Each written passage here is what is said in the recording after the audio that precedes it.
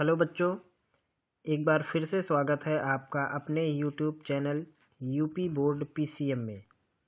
आज की इस वीडियो में हम सॉल्व करेंगे प्रतिदर्श प्रश्न पत्र वर्ष 2023 और 24 को, जो कि कक्षा 10वीं के गणित के लिए बोर्ड द्वारा तैयार किया गया है। और आज इस मॉडल पेपर का दूसरा पार्ट हम सॉल्व करेंगे। पहले पार्ट में हमने वैकल्पिक प्रश्नों को हल किया है, जो कि प्रश्न क्रमांक 20 तक है, जो कि OMR शीट पर आधारित है। आज की इस वीडियो में हम सॉल्व करेंगे खंड बा से आगे के प्रश्न को। तो सबसे पहला प्रश्न आप देखिए। प्रश्न है पहले का पहला खंड। स्पष्ट कीजिए कि 3, 5, 7 का गुणनफल है और आगे लिखा है +7 एक भाज्य संख्या क्यों है। तो आइए इसको सॉल्व करते हैं। पहले का पहला सवाल है। सवाल में जो संख्या दिया है वो संख्या है 3, 5 और 7 का गुणनफल और प्लस में 7 लिखा है। इसका मतलब ये होगा कि दोनों में से 7 कॉमन है। तो हम इसको लिख सकते हैं 3 × 5 धन 1। इसको बराबर लिख सकते हैं 7 और कोष्ठक में 7 का 5 में 35 और 1 हो जाएगा 36। तो इस पूरी संख्या को हम लिख सकते हैं 7 × 36, जबकि हम 36 का भी अभी अभाज्य गुणनखंड कर सकते हैं। तो अब यहाँ पे लिखेंगे क्योंकि संख्या 7, 36 से विभाजित है। कोई भी संख्या जिसका अभाज्य गुणनखंड आपको पता हो तो हमेशा अपने अभाज्य गुणनखंड से विभाजित हो जाती है। तो लिखेंगे संख्या 7, 36 से विभाजित है, इसलिए 3 × 5 × 7 धन 7 एक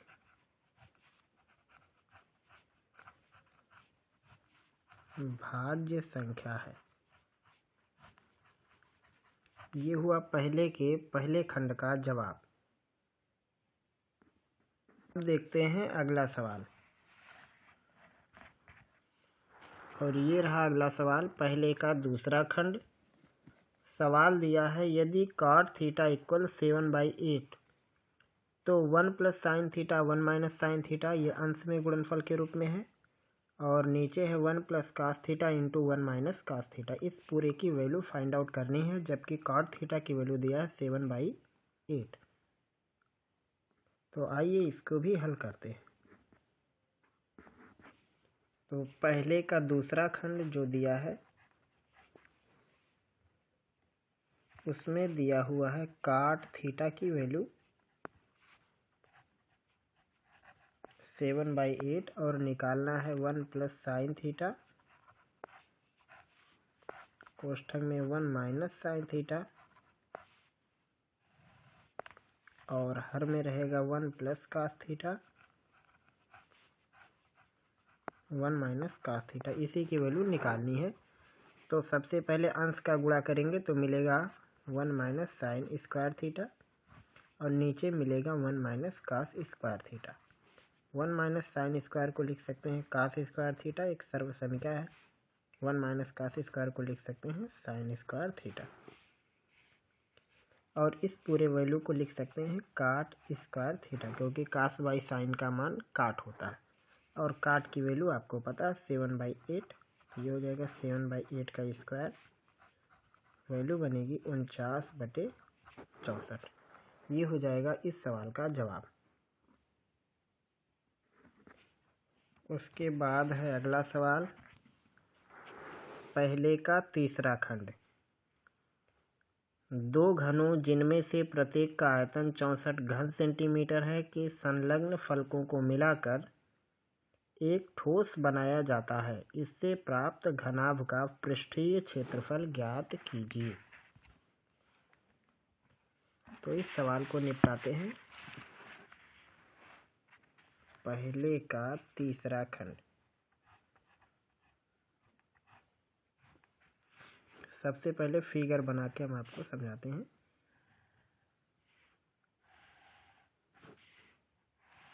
दो घन है, दोनों घनों के एक एक सरफेस को आपस में चिपका दिया गया है। तो चित्र कुछ ऐसा दिखेगा। यहाँ पे 3D में इमेज आप देखिए।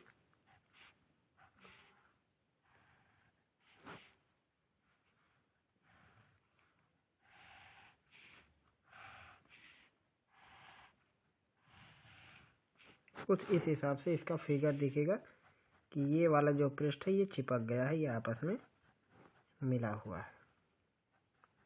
और उसके बाद जो आकार बनेगा या जो नई आकृति बनेगी उसका हमें निकालना है पृष्ठीय क्षेत्रफल। तो इसमें एक का 64 घन सेंटीमीटर है, दूसरे का भी दिया है। तो इस सवाल में दिया हुआ है घन का आयतन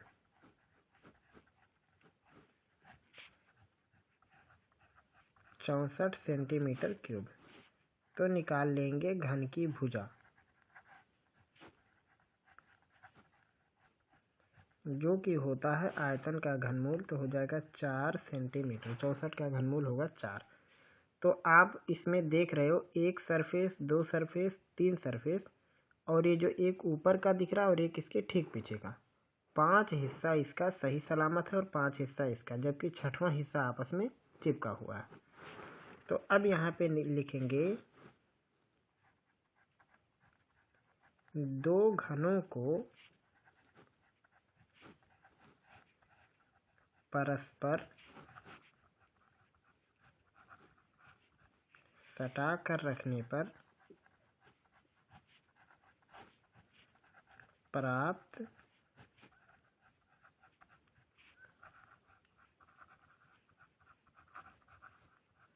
नए आकृति का पृष्ठीय क्षेत्रफल बराबर होगा 5 पृष्ठ इसका और 5 पृष्ठ इसका। तो ये हो जाएगा 10 गुणे घन के एक पृष्ठ का क्षेत्रफल,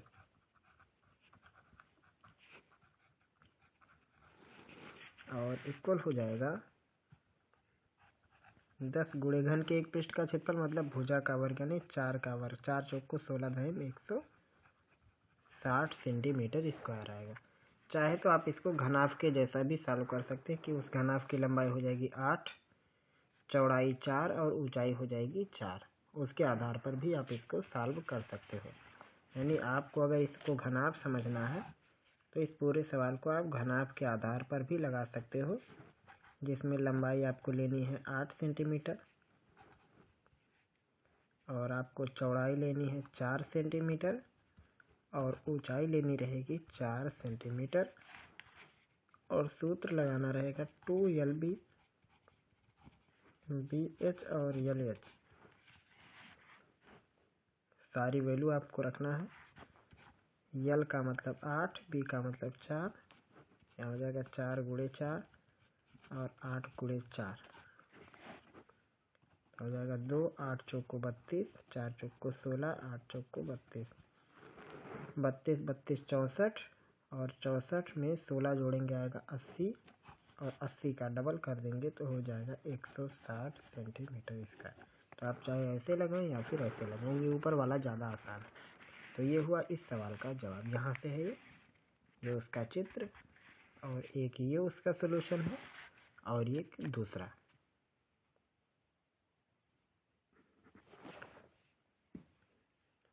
अगला प्रश्न दिया हुआ है निम्न आंकड़ों का माध्य ज्ञात कीजिए। एक में वर्ग अंतराल दिया है 10 20 30 40 50 60 70 तक गया है, और एक में बारंबारता दिया हुआ 2 7 12 15 8 और 6। इसका निकालना है माध्य। सवाल है पहले का चौथा खंड। तो सबसे पहले इसको चार्ट के रूप में बनाते हैं। एक में है वर्ग अंतराल,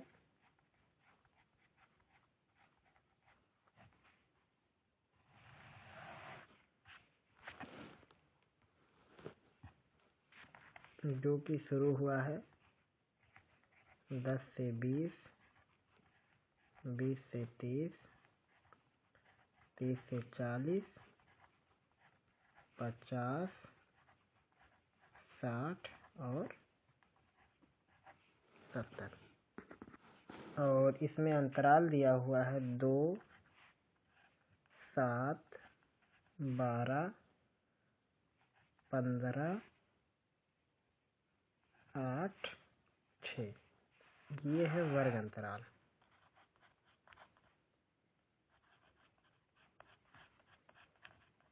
तो अगले कॉलम में निकाल लेते हैं वर्ग चिन्ह। जैसे अंक का रहेगा वैसे ही आपको काम भी करना है। वर्ग चिन्ह निकालने के लिए हमें वर्ग अंतराल का औसत निकालना पड़ता है। 10, 20, 30 का आधा 15 हो जाएगा।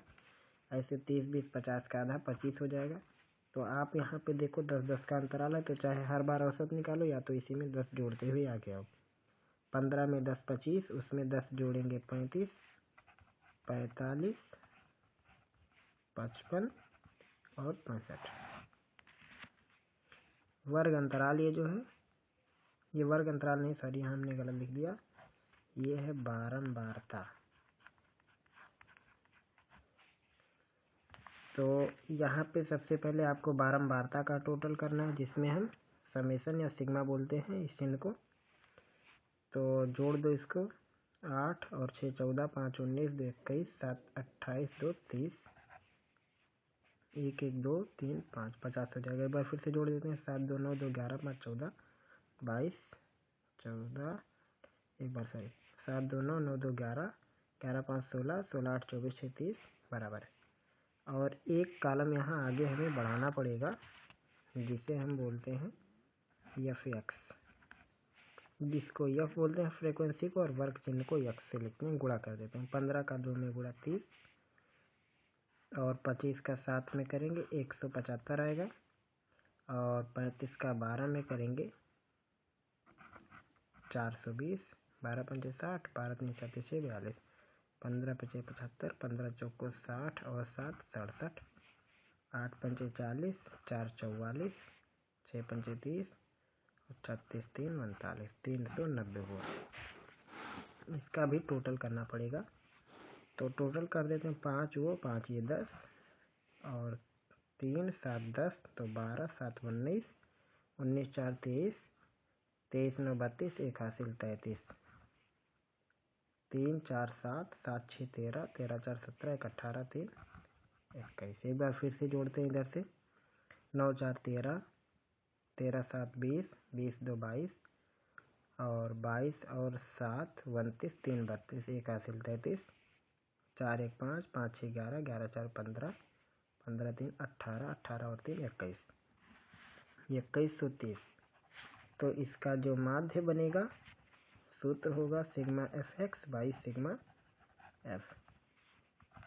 तो ये हो गया 2130 बटे में 50, 0 से 0 कट जाएगा तो हो जाएगा 213 बटे 5। तो इसको लिखेंगे 5 चौको 20, 1 बचेगा, 5 दूनी 10, 5 6 30, 42.6 इसका हो जाएगा समांतर माध्य या माध्य।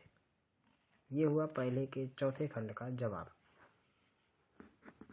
उसके बाद देखते हैं अगला सवाल क्या दिया हुआ है। यहाँ पे देख सकते हैं, पांचवें खंड में दिया है बिंदु ऋण 4, 6 बिंदुओं ऋण 6, 10 इसे बिंदु ए कहा गया है, और 3, ऋण 8 इसको बिंदु बी से कहा दिखाया गया है। तो को जोड़ने वाले रेखाखंड को किस अनुपात में विभाजित करता है। तो आइए इसको सॉल्व करते हैं पहले के पांचवें खंड को।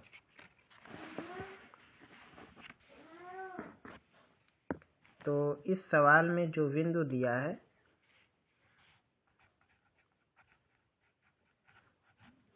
वो बिंदु है ऋण 4, 6 और जो ए और बी के निर्देशांक है वो है ऋण 6, 10 ए का, और बी का निर्देशांक दिया है 3, ऋण 8। कहा है ये वाला पॉइंट इसको किस अनुपात में विभाजित करता है। तो इसे हम x, इसको y कह देते हैं सबसे पहले। तो x की वैल्यू ऋण 4 हो गई, y की वैल्यू हो गई 6, इसको x1 y1 कह देते हैं।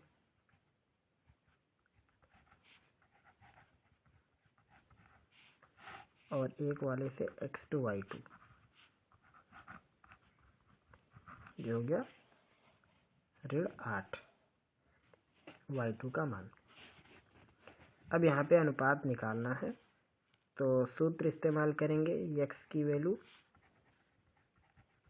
m1 x2 m2 x1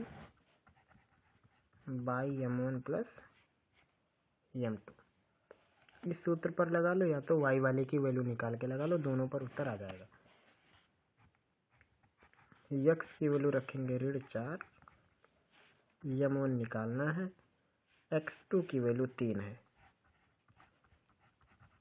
plus m2, x1 की वैल्यू ऋण 6 और नीचे m1 प्लस m2।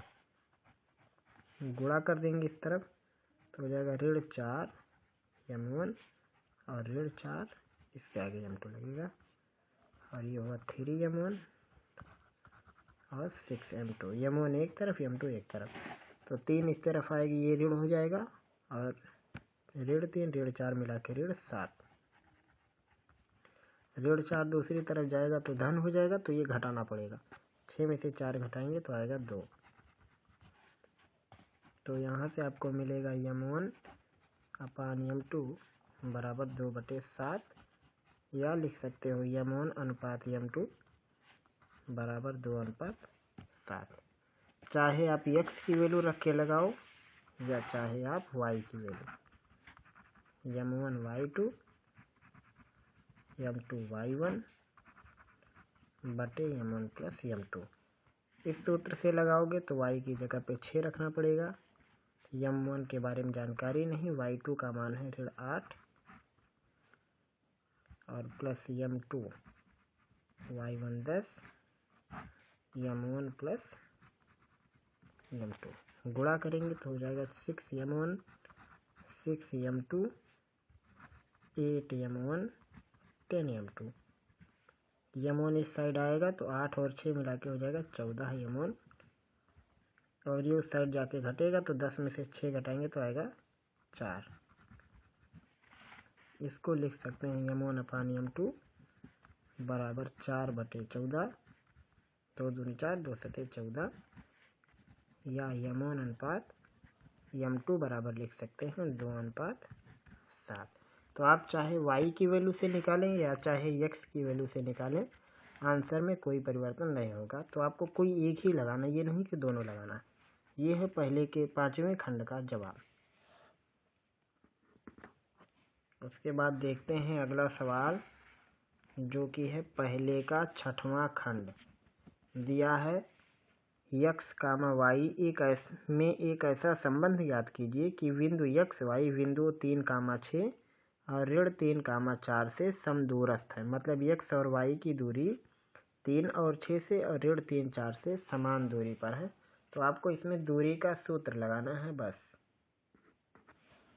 तो ये वाला जो सवाल है ये है पहले का 6वां खंड और इसमें x y की वैल्यू 3, 6 से x y की हम 3, 6 से दूरी निकालेंगे और x y की 3, 4 से दूरी निकालेंगे। तो सबसे पहले निकालेंगे x y की 3, 6 से दूरी।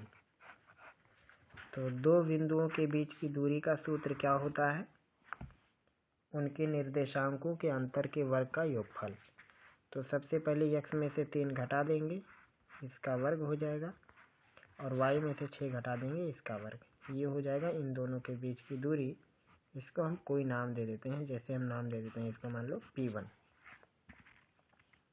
ऐसे ही x y की अगला जो पॉइंट है ऋण 3, 4, इससे दूरी निकालेंगे।